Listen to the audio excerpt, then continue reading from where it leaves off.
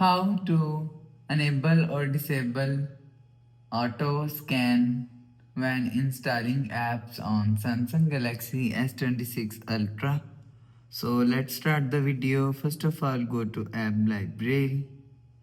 Now here, so click on settings app. Now in setting, scroll down and click on device care. So after click on device care, scroll down and click on app protections. So after click on app protection, click on this three dot icon and click on app protection settings. So after click on app protection settings, so turn on app protection settings and you will see uh, auto scan when installing app is here.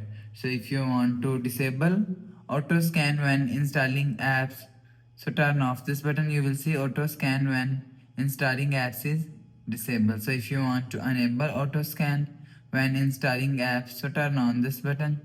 So after turn on this button, you will see auto scan when installing app is enabled.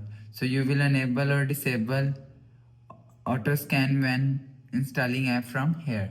So after the process, go back to home screen, refresh phone. So that's how you can enable or disable auto scan when installing apps on Samsung Galaxy S26 Ultra.